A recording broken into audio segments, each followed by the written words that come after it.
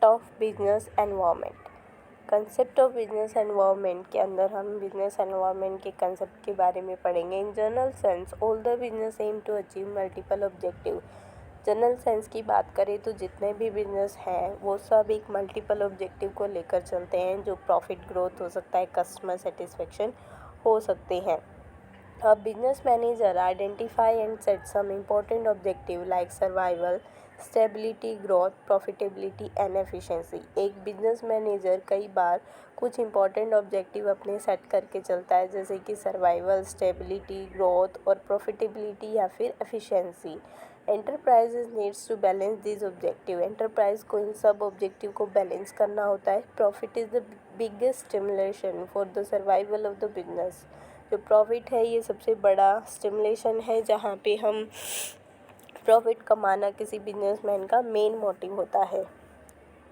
There is always a risk involve in business and profit is to reward for taking the risk. हमेशा यहाँ पर एक risk होता है, जहाँ पर बिजनेस के अंदर एक रिस्क रहेगा और उस रिस्क का जो इनाम है वो प्रॉफिट होता है। Business can be establish but it is difficult to survive in this competitive world. Business को हम एस्टैब्लिश कर सकते हैं, लेकिन बहुत मुश्किल है कम्पिटिटिव वर्ल्ड में इसे चलाना, जहाँ पे पूरा वर्ल्ड एक मार्केट बन गया है। So it is important for business to scan the environment. इसीलिए बिजनेस को स्कैन करना बहुत ज़्यादा इंपॉर्टेंट है एनवायरनमेंट में।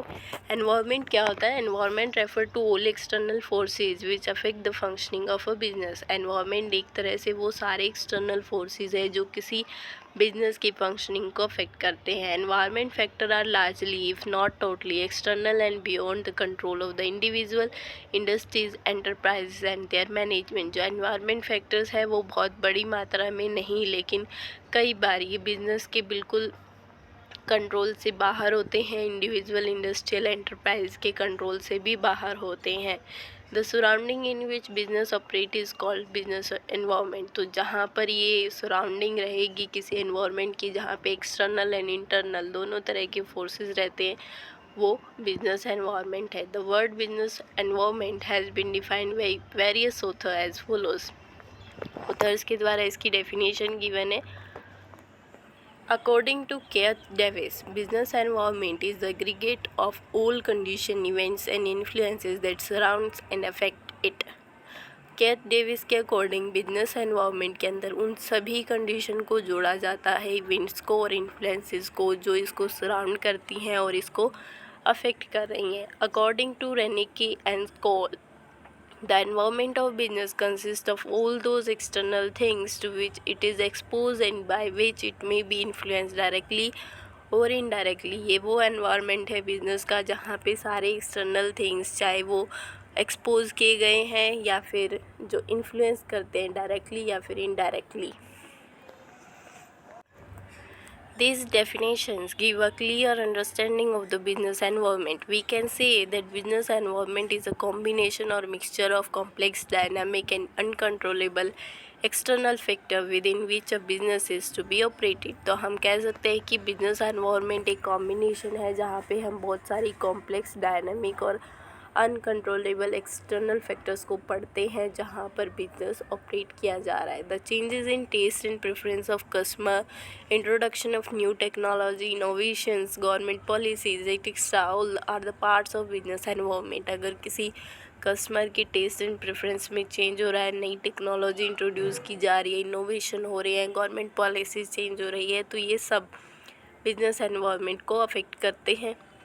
Business needs to accept and adapt these changes promptly to survive in the market। Business को इन सब को एक्सेप्ट करना पड़ता है और इन चेंजेस के अकॉर्डिंग अपने आप को ढालना पड़ता है, क्योंकि उसे उस मार्केट में रहना है। So it is necessary for the business to analyse the business environment. इसलिए बिजनेस के लिए ये बहुत ज़्यादा ज़रूरी हो जाता है कि उसे बिजनेस एनवायरनमेंट को एनालाइज करना पड़ेगा। Nature of business environment. The business environment of an organization usually poses threats as well as opportunity। जो business environment है किसी भी organization का, कई बार वो हमारे लिए थ्रेट्स लेकर आता है, कई बार opportunity. To grasp the opportunity and reduce the threat. हमें अपॉर्चुनिटी को अपने लिए रखना होता है और हमें थ्रेट्स को कम करना होता है। तो इसके लिए it is important to know the nature of business environment. Following are some points which describe nature of business environment. First of all, internal and external environment. Every business is surrounded by internal and external environment. Internal environment can be controlled by an organization. Internal and external दोनों तरह के environment business को affect करते हैं. Internal जो environment है उसको हम कंट्रोल कर सकते हैं, like man, money, material, machine and method. लेकिन जो एक्सटर्नल एनवायरनमेंट होता है वो अनकंट्रोलेबल होता है, जैसे कि कोई पॉलिटिकल कंडीशन, किसी देश की technology and legal regulations. Dynamic and ever changing. Business environment keeps on changing frequently in terms of technology. जब टेक्नोलॉजी की बात करते हैं, गवर्नमेंट के रूल्स रेगुलेशन की या सोशो इकोनॉमिक कंडीशन की बात करते हैं, तो जो बिजनेस एनवायरनमेंट है वो कॉन्टीन्यूसली चेंज होता रहता है. Complexity of the environment. Business environment cannot be easily analyzed because of too much complexities involved. जो बिजनेस एनवायरनमेंट है हम उसको ईजिली एनालाइज नहीं कर सकते क्योंकि इसमें बहुत सारी कॉम्प्लेक्सिटी है, बहुत मुश्किल है इसका जो ढांचा है. Environment consist of a number of factor. Environment में बहुत सारे फैक्टर्स आते हैं, इवेंट्स है, कंडीशन है, इन्फ्लुएंसेस है, जो अलग अलग तरह के सोर्सेज से इंफॉर्मेशन जनरेट करता है, जो बिज़नेस को इम्पैक्ट डालते हैं, दस मेकिंग द बिजनेस कॉम्प्लेक्स, जिसकी वजह से बिजनेस कॉम्प्लेक्स हो जाता है. Inter relatedness. Factor of business environment are related to each other. जो भी फैक्टर्स है बिजनेस एनवायरनमेंट के वो एक दूसरे से रिलेटेड है. For example, change in political parties will result in changing the government rule. अगर कोई पॉलिटिकल पार्टी में चेंज हो रहा है तो गवर्नमेंट के रूल में भी कुछ ना कुछ चेंज होगा. Physical policies, market condition, technology, ये भी इसी तरह से अफेक्ट करती है. So all the factor need to be scan properly because these factor are inter related to each other. इसलिए सारे के सारे फैक्टर्स को इंटर रिलेट किया गया है और ये इंटर रिलेटेड है, इसीलिए हमें इन्हें और अच्छे से स्कैन करना पड़ता है. Uncertainty. It is difficult to predict the changes going to take place in future because environment keeps on changing. These changes are uncontrollable, so business can only try to combat from these challenges. For example, in case of fashion industries, changes takes place so frequently, economy could collapse any time. Uncertainty का क्या मतलब होगा कि जो future है वो uncertain है, यानी क्या होने वाला है हमें उसके बारे में नहीं पता. तो जो भी फ्यूचर में होने वाला है उसका हमें नहीं मालूम. तो वैसे ही इन्वायरमेंट भी जो है वो चेंज होता रहता है. फ्यूचर में उसमें क्या चेंजेस आएंगी ये हमें नहीं पता भी. ड्यू टू दिस ये अनकंट्रोलेबल हो जाते हैं जिन्हें हम कंट्रोल नहीं कर सकते. तो बिज़नेस सिर्फ क्या कर सकता है, इन चैलेंजेस के लिए पहले से थोड़ी सी तैयारी करके रख सकता है, अपनी स्ट्रेंथनेस बढ़ा सकता है. For example, in case of जैसे कि फैशन इंडस्ट्रीज़ का केस आता है तो वहाँ पर इकोनॉमी तो बहुत बार कोलैप्स होती है क्योंकि उसमें बहुत सारे चेंजेस होते रहते हैं. नेक्स्ट है impact. Impact means the effect of environment on business. Business environment has both long-term and short-term impacts on business. For example, different firms may get influenced differently from change in monetary policy. Impact को define किया गया है कि जो impact है वो भी environment जो है बिज़नेस का उसको अफेक्ट करता है. इम्पैक्ट का मतलब होता है कि उसके ऊपर क्या इफ़ेक्ट डालेगा. तो इसमें दो तरह के इम्पैक्ट हो सकते हैं, long term and short term. जैसे कि अलग अलग फर्म है तो वो अलग अलग तरह से मॉनेटरी पॉलिसीज़ उनकी अफेक्ट करेगी. लॉन्ग टर्म भी असर डालती है किसी किसी पर, शॉर्ट टर्म भी डालती है.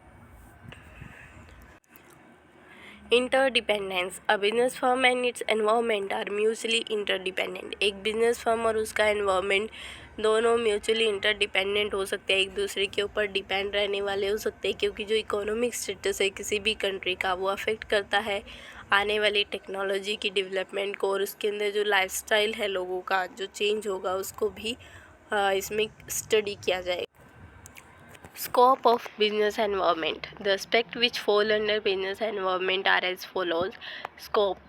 First of all, internal and external environment. Internal environment include all those factors that are within an organization and impart strength or cause weakness in the business. For example, inefficient human resource, superior raw material, etc.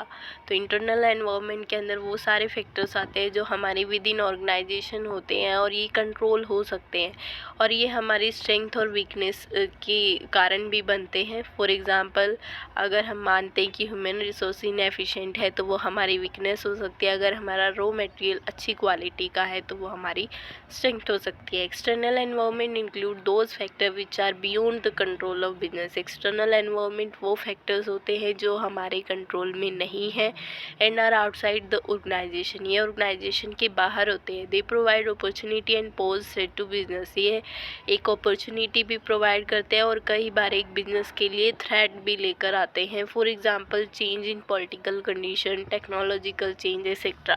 Political condition change होने से कुछ ना कुछ rules change होंगे जिसकी वजह से हमारे ऊपर एक्सटर्नल एनवायरनमेंट का अफेक्ट पड़ता है।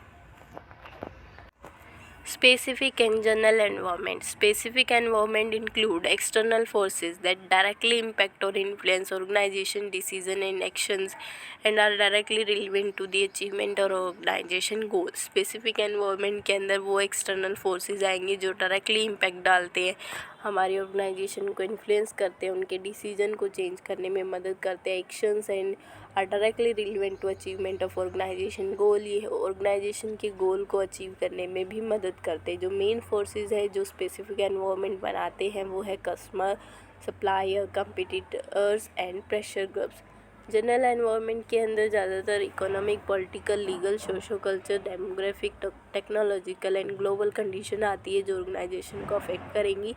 External forces do not affect organisation to a great extent, जो एक्सटर्नल फोर्सेस है ये ऑर्गेनाइजेशन को ज़्यादा बड़ी मात्रा में अफेक्ट नहीं करते, but organisation must plan, organise, lead and control their activity taking into account these factors. लेकिन ऑर्गेनाइजेशन को पहले से उसके लिए planning, organisation and lead and control करके रखना पड़ता है ताकि ज़्यादा अफेक्ट ना करें।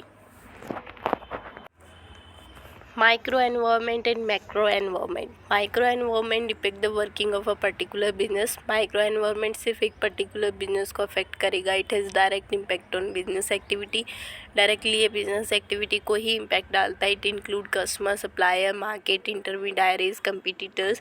These factors are controllable to some extent. Micro environment के जो भी factors होते हैं जिसमें competitor, suppliers ये सब आती है, इनको हम कुछ extent तक control कर सकते हैं. Macro environment is a general environment that impact the working of all businesses. Macro environment general environment होगा जिसके अंदर सारे businesses की activities को impact डाला जाता है. It is uncontrollable and influences indirectly. ये uncontrollable है और direct इसका effect नहीं पड़ता, ये indirectly affect करता है, जैसे कि political condition, economy, technology, ये सब macro environment में आता है. Controllable and uncontrollable environment. All those factors which are governed by business come under controllable environment. वो सारे factors जो business को चलाने में मदद करते हैं और जिसको business अच्छे से handle कर सकता है वो सब controllable environment है. Internal factors जैसे कि man, material, machine and money ये हमारे अंदर होते हैं यानी कंट्रोलेबल हो सकते हैं. Uncontrollable factor are external and are beyond the control of business, ये बिजनेस से कंट्रोल से भी बाहर होते हैं, जैसे कि टेक्नोलॉजी में चेंज हो गया, फैशन में चेंज हो गया, लॉ चेंज हो गए. Next topic is importance of business environment. Identification of business opportunity. Many opportunity are provided by business environment to the organisation. बहुत सारी अपॉर्चुनिटी बिजनेस एनवायरनमेंट ऑर्गेनाइजेशन को प्रोवाइड करता है. Scanning business environment would help business get the first mover advantage. अगर हम अपने business के environment को स्कैन करते हैं तो ये हमें फर्स्ट मूवर एडवांटेज देता है जहाँ पे हम अपने बिजनेस को और अच्छे से इन्हेंस कर सकते हैं. If changes are analyse carefully then they can be reason for business success. अगर कोई भी चेंजेस हो जाता है और हम उसको केयरफुली एनालाइज करते हैं तो वो हमारे बिजनेस के सक्सेस का कारण भी होते हैं. नेक्स्ट है ऑप्टिमम यूटिलाइजेशन ऑफ रिसोर्सेज जैसे कि raw material, machine, money, labour, ये सब इनपुट हो सकते हैं बिजनेस की. ये सब जो इनपुट है वो एनवायरनमेंट के द्वारा बिजनेस फर्म को प्रोवाइड किए जाते हैं जहाँ पर हम अपनी एक्टिविटीज़ को अच्छे से कर सकते हैं और एनवायरनमेंट से कुछ ना कुछ एक्सपेक्ट भी कर सकते हैं. Identification of threat and early warning signal. Business can recognize the threat by analyzing the changes takes place in the environment. Business कोई भी threat जो भी analyze करके देख सकता है जो environment में change हो रही है. For example, if any new multinational company is entering the Indian market, अगर कोई मल्टीनेशनल कंपनी इंडियन मार्केट में एंटर कर रही है तो जो मैनेजर है इंडियन फर्म का, अगर उसी सेम प्रोडक्ट में डीलिंग कर रहा है तो मल्टीनेशनल जो कंपनी है उसको वार्निंग सिग्नल की तरह मान सकता है, क्योंकि अगर एक नई कंपनी आ रही है मार्केट में और वो पहले से इंडियन में उस चीज़ के लिए काम कर रहा है तो उसकी कुछ ना कुछ कस्टमर का लॉस हो सकता है। Before the MNC launches its product the manager should implement measure. तो एमएनसी के लॉन्च होने से पहले एमएनसी अपना प्रोडक्ट लॉन्च करे उससे पहले मैनेजर को कुछ ना कुछ मीजर्स इम्प्लीमेंट करने होते हैं, जैसे कि वो अपने प्रोडक्ट की क्वालिटी को इंक्रीज़ कर सकता है, हैवी एडवर्टीजमेंट भी दे सकता है। Coping with the rapid changes. To efficient cope with these changes, manager must understand the environment and should adopt appropriate courses of action at the right time. तो coping with the rapid changes का क्या मतलब है? जो भी rapidly changes environment में हो रहे हैं उन सब को हम साथ के साथ compete करके चलें। तो मैनेजर को हमेशा अपने एनवायरनमेंट को अंडरस्टैंड करना होगा और वो अप्रोप्रिएट जो भी कोर्सेज ऑफ एक्शन है वो राइट टाइम पर ही ले। It helps management become more sensitive to ever changing needs of customer. इससे क्या होगा, जो मैनेजमेंट है वो और ज़्यादा सेंसिटिव हो जाती है, जिससे कस्टमर की अगर नीड चेंज हो रही है तो उसी के साथ हम अपने आप को भी चेंज कर सकते हैं। As a result they are able to respond to such changes effectively. और हमारा जो चेंजेस है वो बहुत ज़्यादा जल्दी चेंज हम कर सकते हैं, जिससे हमारा लॉस भी कम होगा। Meeting competition. This helps firm analyze competitors' strategy and formulate their strategies according.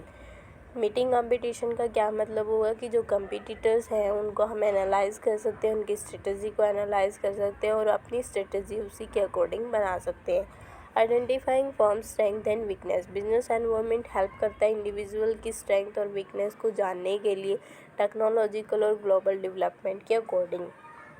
Assisting in planning and policy formulation. जो बिजनेस एनवायरनमेंट है ये दोनों चीज़ें लेकर आता है, हमारे लिए थ्रेट्स भी लेकर आते हैं, अपॉर्चुनिटी भी। Having a good understanding of the business environment can immensely help an organization's management in their future planning and decision making endeavor। अगर अच्छी अंडरस्टैंडिंग है किसी भी बिजनेस एनवायरनमेंट के लिए तो वो इमेंसली हेल्प करती है ऑर्गेनाइजेशन की मैनेजमेंट को फ्यूचर प्लानिंग करने में, डिसीजन लेने में। जैसे कि एग्जांपल है, competition increases with the entry of new firm in the market.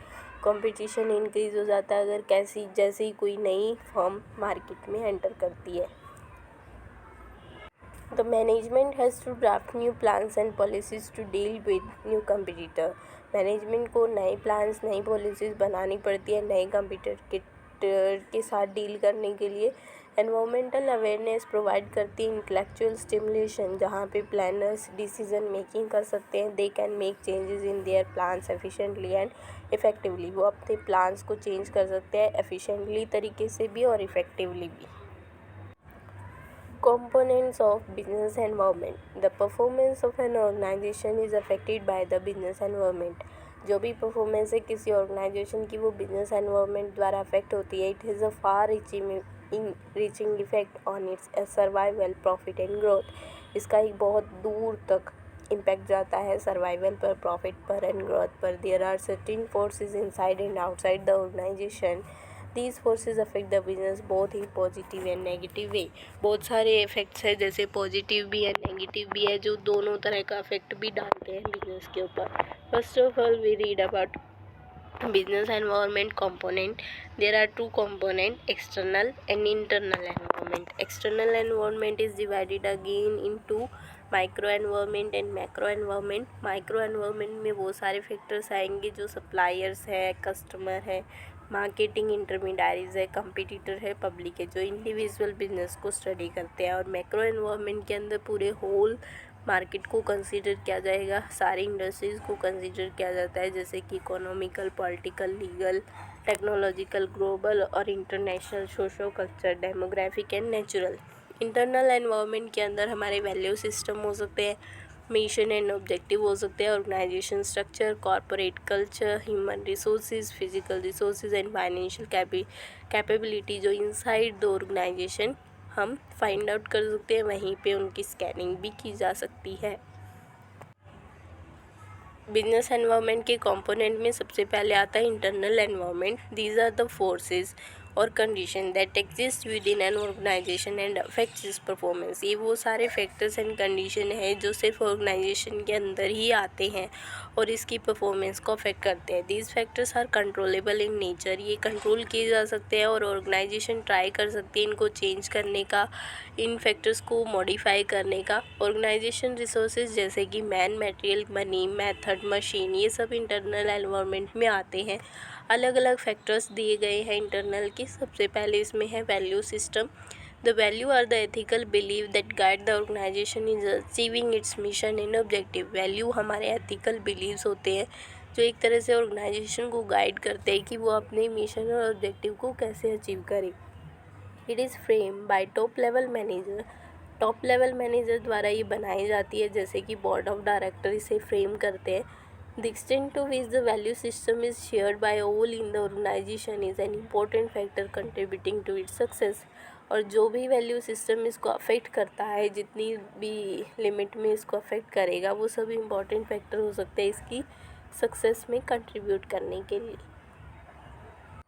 Mission and objective. The objective is the end toward which business activities are directed.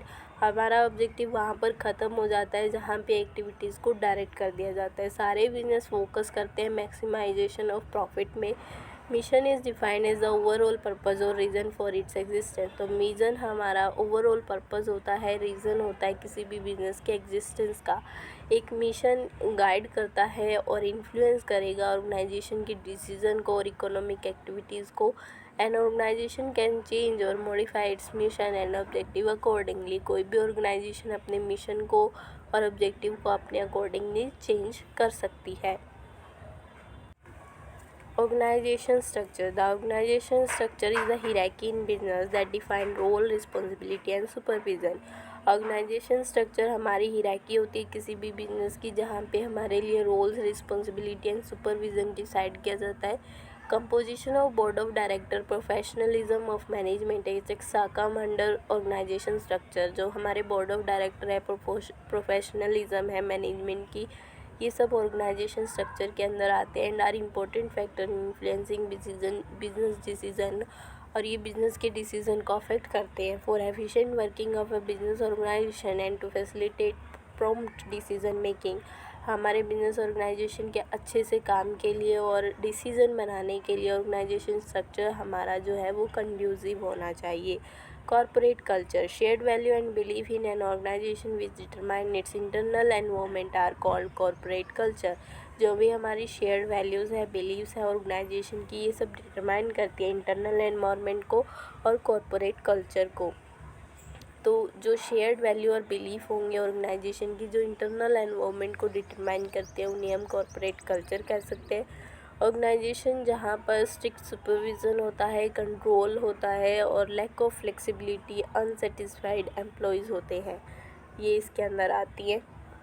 Strict supervision या control result की वजह से flexibility कम हो जाती है। हमारे rule strict हैं तो फ्लेक्सिबिलिटी नहीं हो पाएगी, हमारा एम्प्लॉई सेटिस्फाई नहीं हो पाएगा, तो इसकी वजह से कॉर्पोरेट कल्चर का अफेक्ट पड़ता है। The set of values that help member understand what organisation stand for, how it does work. अगर हम किसी ऐसी वैल्यू का सेट बनाएं जहाँ पे मेंबर्स अंडरस्टैंड कर सके कि ऑर्गेनाइजेशन किस लिए काम कर रही है, ये कैसे काम करेगी, हमें इसमें क्या कंसीडर करके चलना है, जो कल्चरल वैल्यू है बिजनेस फोर्सेस की, बिजनेस की, और इन सब को हम इसमें ब्रीफली स्टडी कर सकते हैं। It help in direction of activity, ये एक्टिविटी को डायरेक्ट करने में भी मदद करेगा। Human resource, human quality of a firm is an important factor of internal environment. Human quality किसी भी फर्म के लिए एक इम्पॉर्टेंट फैक्टर्स हो सकता है एनवायरमेंटल एनवायरनमेंट के लिए। Skills, qualities, capability, attitude, competencies and commitment of its employees etcetera could contribute to the strength and weakness of an organisation. जो भी स्किल्स, क्वालिटीज़, कैपेबिलिटीज़ या एटीट्यूड है, कम्पिटेंसीज है, कमिटमेंट है किसी भी ऑर्गेनाइजेशन के एम्प्लॉयज़ के लिए, वो कंट्रीब्यूट कर सकते हैं उसकी स्ट्रेंथ में, वीकनेस में। ऑर्गेनाइजेशन में find it difficult to carry out modernisation. Organisation कई बार मॉडर्नाइजेशन या फिर रीडिज़ाइनिंग नहीं कर पाती अपने आप को, क्योंकि वो अपने एम्प्लॉयज़ की तरफ ज़्यादा रेजिस्टेंस है।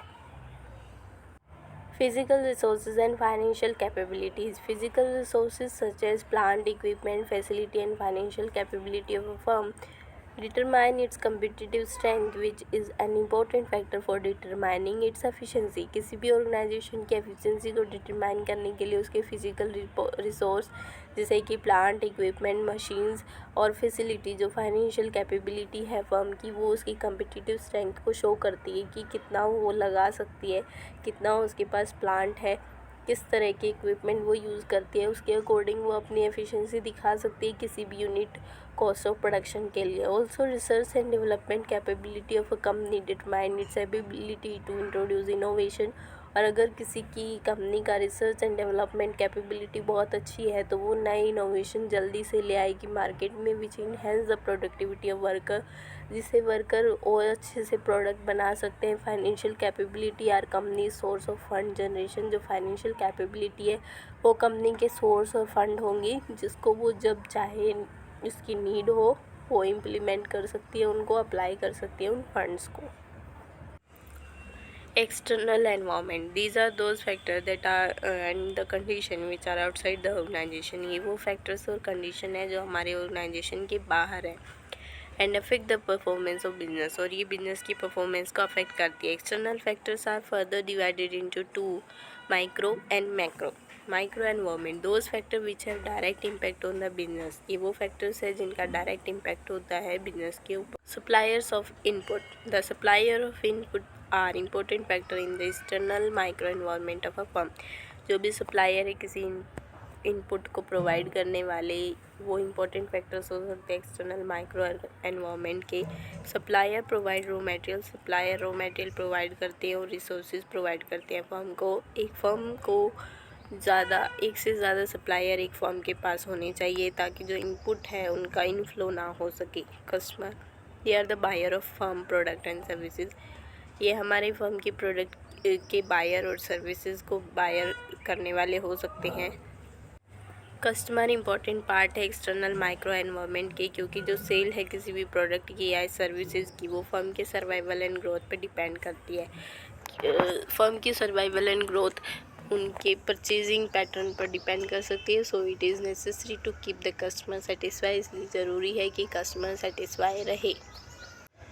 मार्केट इंटरमीडियरीज एक इसेंशियल रोल प्ले करते हैं selling and distributing its product to the final customer. अपने फाइनल कस्टमर को फाइनल प्रोडक्ट पहुंचाने में मार्केटिंग इंटरमीडियरीज एक इम्पोर्टेंट लिंक हो सकते हैं बिजनेस फर्म के बीच में और अल्टीमेट कस्टमर के बीच में. रिटेलर्स होलसेलर बल्क में परचेज करते हैं फर्म से and sell business product and services to ultimate consumer, और ये अल्टीमेट कंज्यूमर तक पहुंचाते हैं. कंपटीटर्स राइवलरीज हो सकते हैं बिजनेस में जो एक तरह से कुछ भी लॉस करने में मदद कर सकते हैं. Competition can based on pricing of product. ये प्रोडक्ट की प्राइसिंग पे बेस हो सकता है. कम्पिटिटिव एडवर्टीजिंग के लिए भी हो सकता है. For example organization may sponsor some event to promote the sale of different variety. Example के लिए जो ऑर्गेनाइजेशन है कई बार कुछ इवेंट्स के लिए प्रमोट करती है कि वो अलग अलग वैरायटी को प्रमोट करेगी या फिर अलग अलग प्रोडक्ट्स के मॉडल को लेकर आती है. Business formulate strategy after analyzing their competitor. Business strategy बना सकता है जब वो अपने कंपटीटर को अच्छे से रीड कर लेगा, स्टडी कर लेगा. पब्लिक और ग्रुप्स. पब्लिक और groups such as environmentalist, media groups, women association, consumer protection groups ये इंपॉर्टेंट फैक्टर्स होते हैं एक्सटर्नल माइक्रो एनवायरनमेंट के. Public, according to Philip Kotler, is any group that has an actual and potential interest in or impact or the company's ability to achieve its objective. Philip Kotler के according कोई भी ऐसा group जो actual और potential interest को impact डालता है, company की एबिलिटी या उसके ऑब्जेक्टिव को अचीव करने में इफ़ेक्ट डालता है, तो वो सब पब्लिक में आएगा.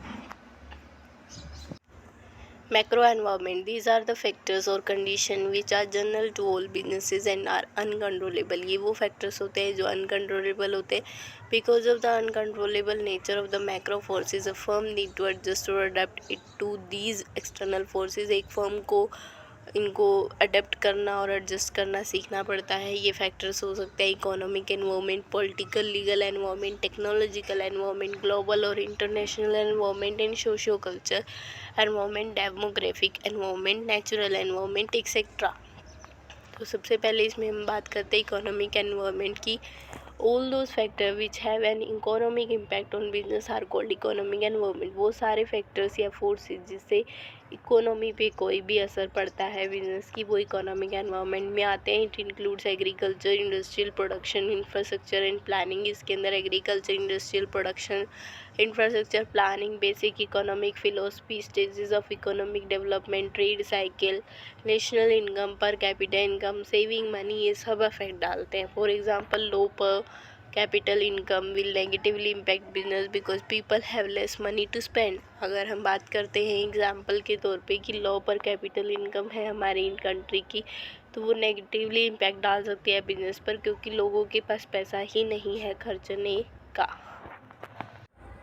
पॉलिटिकल लीगल एनवायरनमेंट, ये वो एक्टिविटीज़ और लेजिस्लेचर होती है जो एग्जीक्यूटिव या जुडिशरी का रोल प्ले करती है शेपिंग, डायरेक्टिंग और डेवलपिंग या फिर कंट्रोलिंग करने में बिजनेस एक्टिविटी को। रूल्स एंड रेगुलेशन जो भी गवर्नमेंट ने बनाए हैं जैसे कि लाइसेंसिंग पॉलिसी, पॉलिथीन बैन, ये अफेक्ट कर सकते हैं बिजनेस को। बिजनेस ग्रोथ को हम अचीव कर सकते हैं by using stable and dynamic political legal environment, कि अगर हमने स्टेबल एनवायरनमेंट को अचीव किया है या फिर डायनामिक पॉलिटिकल लीगल एनवायरनमेंट है तो उससे हम और भी ज़्यादा इसको अफेक्ट करवाने से बच सकते हैं। Technological environment, systematic application of scientific और other organization knowledge to practical task और एक्टिविटीज़ कॉल टेक्नोलॉजी। कोई भी ऐसी सिस्टमेटिक एप्लीकेशन जो साइंटिफिक या फिर ऑर्गेनाइजेशनल नॉलेज के द्वारा आई है, जो प्रैक्टिकल टास्क या एक्टिविटीज़ को दिखाती है, वो टेक्नोलॉजी हो सकती है।